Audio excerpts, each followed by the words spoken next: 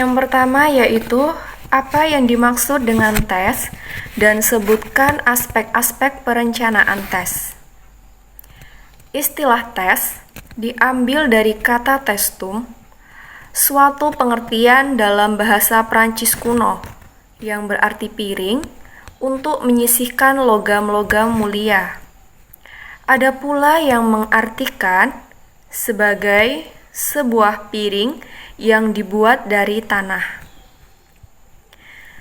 Tes adalah penilaian yang dimaksudkan untuk mengukur pengetahuan, keterampilan, bakat, kebugaran fisik, atau klasifikasi peserta tes dalam banyak topik lain. Misalnya, pengukuran tingkat kepercayaan.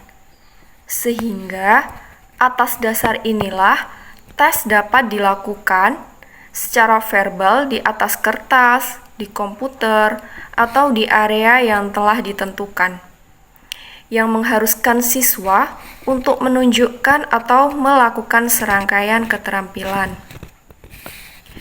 Selanjutnya, aspek-aspek perencanaan tes.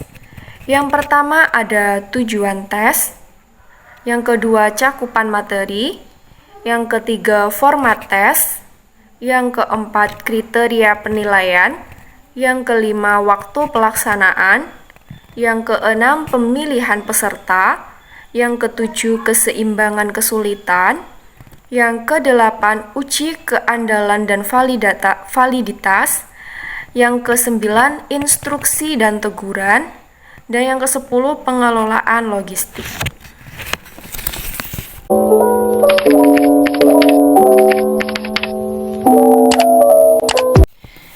Soal yang kedua yaitu bagaimana cara mengembangkan soal tes untuk mengukur indikator pencapaian hasil belajar pada aspek kognitif, afektif, dan psikomotor. Yang pertama ada aspek kognitif, yaitu di mana dengan cara guru membuat pertanyaan yang menantang dan mencakup berbagai tingkat kesulitan, seperti mengingat fakta, menganalisis informasi, atau mengevaluasi situasi. Yang kedua, aspek afektif, yaitu di mana guru berfokus pada penilaian sikap dan perasaan siswa terkait materi pelajaran. Nah, selanjutnya guru juga bisa menggunakan pernyataan atau skenario yang menantang untuk mengukur respon afektif siswa. Yang ketiga yaitu aspek psikomotor, yaitu dengan menggunakan pertanyaan yang memerlukan respon fisik atau demonstrasi dari siswa, seperti keterampilan siswa. Yang selanjutnya yaitu kaitkan dengan tujuan pembelajaran. Nah, pastikan setiap soal itu terkait erat dengan tujuan pembelajaran yang telah ditetapkan oleh seorang guru. Nah, selanjutnya ada gaya pertanyaan yang beragam. Di sini guru dapat menggunakan soal seperti pilihan ganda, esai, atau kuesioner yang bisa membangun semangat peserta didik untuk mengikuti pembelajaran. Yang selanjutnya yaitu uji kejelasan dan keterbacaan, di mana memastikan pertanyaan itu mudah dipahami oleh peserta didik. Nah, jadi guru tidak boleh menggunakan kata-kata yang asing yang belum pernah peserta didik dengar atau yang belum pernah peserta didik baca. Nah, jadi guru harus menggunakan kata-kata atau kalimat yang mudah dipahami oleh peserta didik, tidak boleh kata yang ambigu. Nah, yang selanjutnya pilih soal dengan teliti. Nah, di sini dapat memilih soal yang mencakup beberapa aspek dan tingkat kesulitan siswa. Nah, di sini guru tidak boleh menggunakan soal yang materinya itu belum pernah dipelajari oleh siswa. Nah, yang selanjutnya yaitu uji coba soal. Nah, lakukan uji coba soal ini dengan sekelompok siswa untuk mengevaluasi kejelasan dan validitas soal tersebut.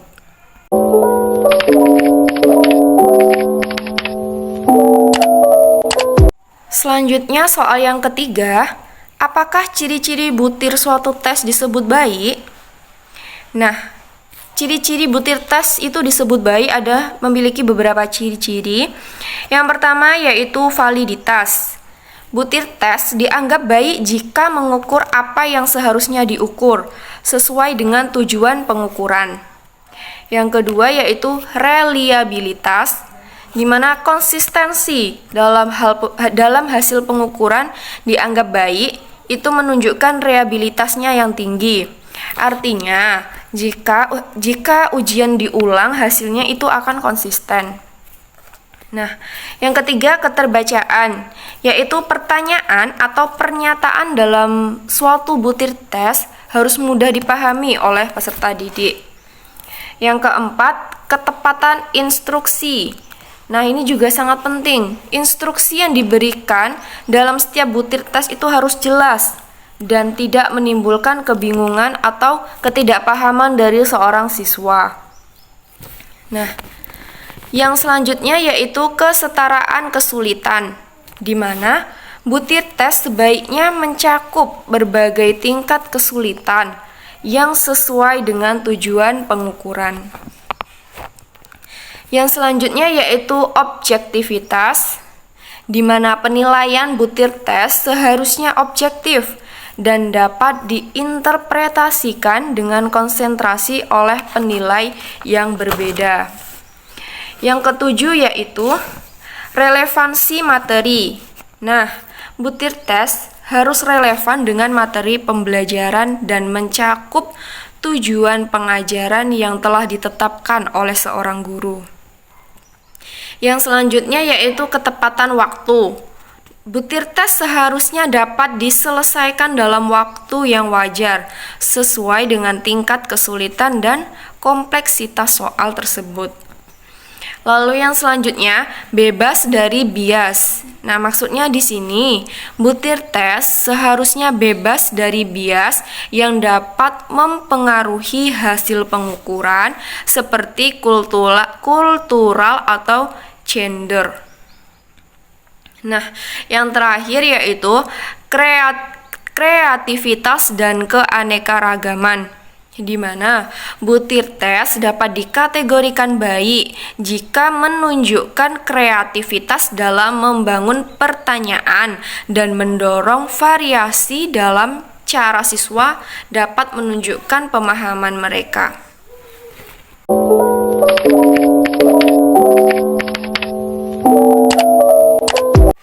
Soal keempat yaitu jelaskan 3 definisi evaluasi menurut para ahli. Sertakan sumber nama penulis, tahun, judul, dan penerbitnya. Nah, yang pertama ada evaluasi adalah tindakan tentang penetapan derajat penguasaan atribut tertentu oleh individu atau kelompok. Nah, di sini nama penulisnya yaitu Umar Hamalik tahun 2002 dengan judul Pendekatan Baru Strategi Mengajar. Penerbitnya yaitu Sinar Baru. Yang kedua, evaluasi merupakan kegiatan yang terencana untuk mengetahui keadaan objek dengan menggunakan instrumen dan hasilnya dibandingkan dengan tolak ukur untuk memperoleh kesimpulan. Penulisnya bernama M. Habib Thoha tahun 1990 dengan judul Teknik Evaluasi Pendidikan. Penerbitnya PT Raja Grafindo.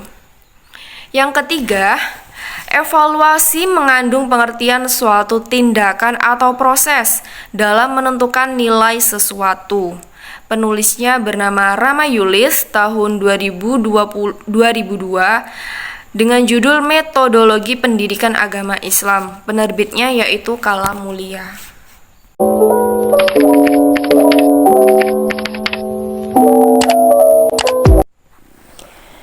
Selanjutnya di sini saya akan menjelaskan pertanyaan yang nomor 5 yaitu uji validitas dari tabel yang telah disediakan oleh dosen, yaitu ada tabel responden. Nah, di sini ada 15 responden. Nah, di mana 15 responden ini menjawab 10 soal. Nah, Di sini sudah disediakan tabel. Di sini tugas kita yang pertama yaitu kita mencari XT. Nah, mencari XT ini. XT ini merupakan jumlah dari ini responden yang misalnya responden yang pertama. Nah, itu jumlah menjawab soal benarnya itu ada berapa. Nah, jadi ini misalnya kita hitung responden yang pertama yaitu ada 1, 2, 3, 4, 5, 6, 7. Nah, maka kita tulis di sini XT yang R1 yaitu 7. Nah, begitu juga seterusnya sampai dengan R15.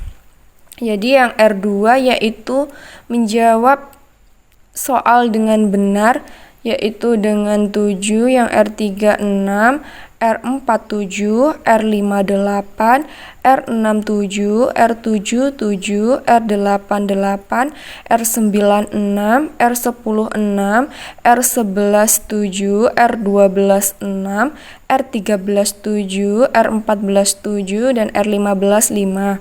Nah, tadi sebelumnya saya lupa menyampaikan bahwa tanda 1 ini berarti menjawab soal dengan benar.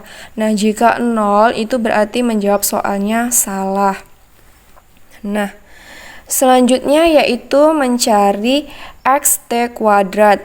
Nah, jadi untuk mencari XT kuadrat ini yaitu dengan mudah sekali, yaitu hanya dengan cara mengkuadratkan XT yang ada sebelah sini ya.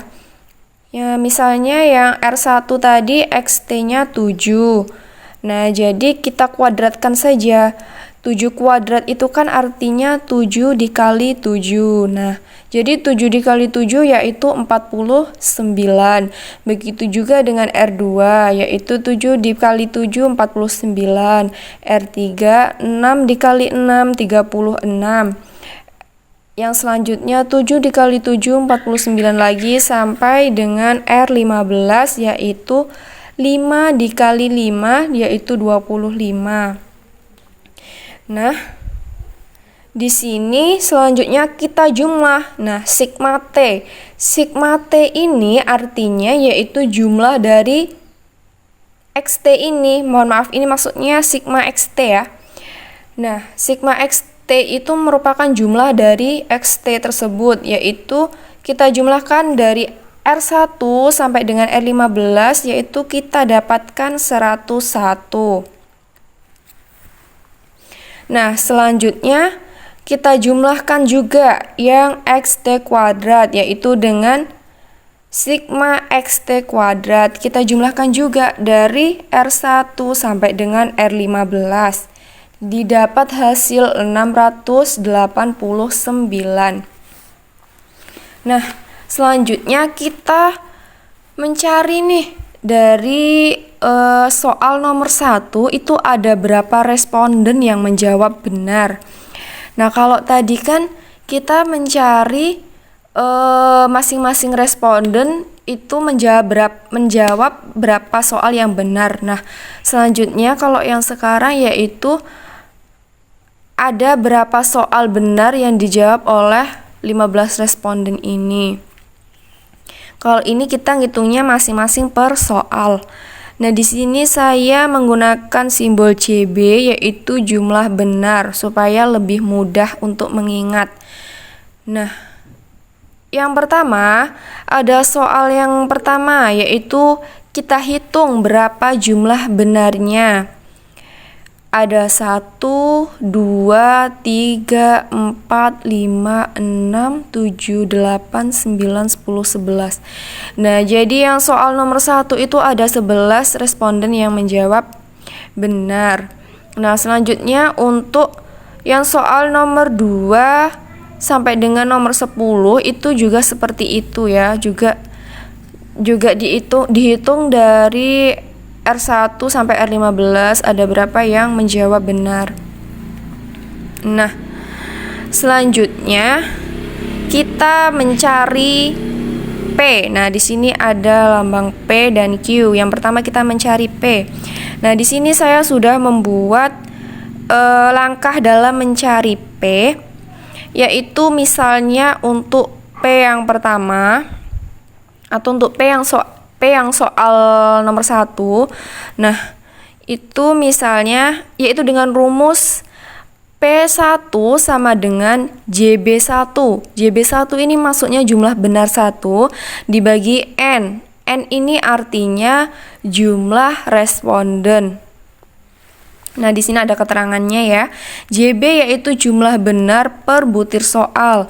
Kalau N itu jumlah responden, P jumlah benar per jumlah siswa, Q1 dikurang P, dan XT merupakan jumlah benar per responden. Nah, di sini saya sudah mencari P dari soal nomor 1 sampai dengan soal nomor 10. Saya contohkan yang untuk soal nomor pertama, yaitu P1 sama dengan JB1 per N sama dengan kita cari JB1-nya tadi ada 11. Nah, jumlah respondennya yaitu 15. Jadi 11 dibagi 15 sama dengan 0,73. Nah, begitu juga seterusnya dengan soal nomor 2 untuk P2, P3, P4 dan sampai dengan P10. Nah, di sini saya sudah mencari P1 sampai dengan P10 dan di mana hasilnya kita masukkan ke dalam kolom yang di dalam baris yang ini, P sampai dengan yang soal butir tes 10. Nah, selanjutnya kita mencari Q. Nah, untuk mencari Q itu dengan rumus 1 dikurang P. Nah, tadi kita sudah mencari P, jadi di sini kita tinggal memasukkan saja, yaitu misalnya Q1 sama dengan 1 dikurang P1. Tadi kan kita sudah mendapatkan hasil P1 yaitu 0,73. Nah, jadi di sini kita masukkan saja 1 dikurang 0,73 yaitu hasilnya 0,27. Nah, begitu juga dengan Q2 sampai dengan Q10. Di sini saya sudah mencarinya. Jika sudah ketemu semuanya, kita masukkan ke dalam kolom lagi. Nah, di sini ada Q. Nah, dimasukkan sampai dengan soal yang ke-10. Untuk yang selanjutnya kita memasuki rumus, di mana di sini ada rumus RP bis sama dengan MP dikurang MT per SDT akar kuadrat P per Q. Nah, di sini sudah ada keterangannya. Lalu yang selanjutnya kita mencari MT dulu. Di sini kita mencari MT dengan dengan rumus sigma XT per N. Nah, sigma XT yaitu total jumlah benar per siswa. Nah, tadi kan jumlah benar per siswa tadi ada 101. Sedangkan N yaitu jumlah responden atau jumlah siswanya ada 15. Jadi 101 dibagi 15 sama dengan 6,73. Di sini kita sudah menemukan MT.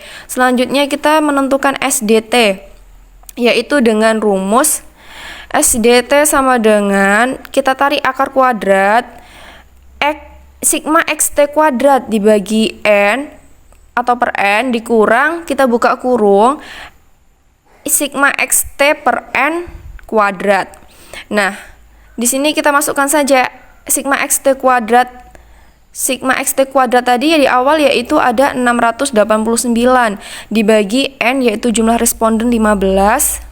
Lalu yang selanjutnya kita masukkan lagi sigma XT yaitu 101 dan N-nya 15. Nah, lalu kita hitung sampai dengan hasilnya yaitu 0,80. Caranya seperti ini. Nah, yang selanjutnya yaitu mencari MP. Nah, dengan cara total XT siswa yang benar itu dibagi jumlah siswa yang menjawab benar. Nah, misalnya yang MP pertama itu ada 11 siswa dengan menjawab benar yaitu ada 6 ditambah 7 ditambah 8 ditambah 7 ditambah 7 ditambah 8 dan seterusnya, yaitu dengan total 74. Kita bagi dengan 11 siswa yaitu 74 dibagi 11 dengan hasil 6,72. Yang selanjutnya seperti itu juga dengan MP2 dan sampai dengan MP10. Nah, yang langkah selanjutnya yaitu menguji validitas.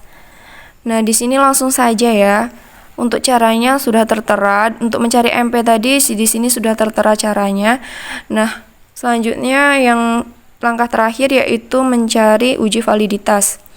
Yaitu dengan rumus di awal tadi, RP bis MP dikurang MT per SDT akar kuadrat P per Q.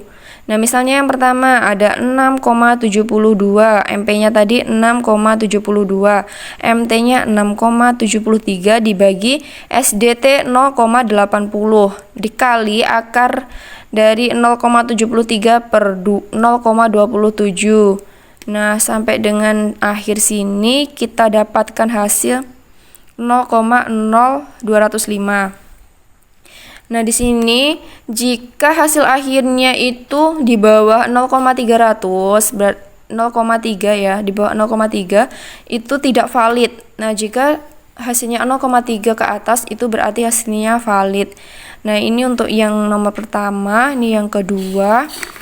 Selanjutnya ini yang ketiga itu tidak valid, yang keempat tidak valid. Nah, ini yang kelima valid, di mana hasilnya yaitu 0,367.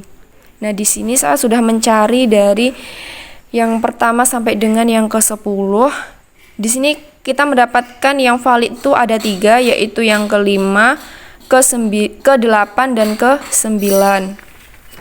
Selanjutnya kita masukkan ke sini tingkat kevalidan yaitu hasil akhirnya tadi.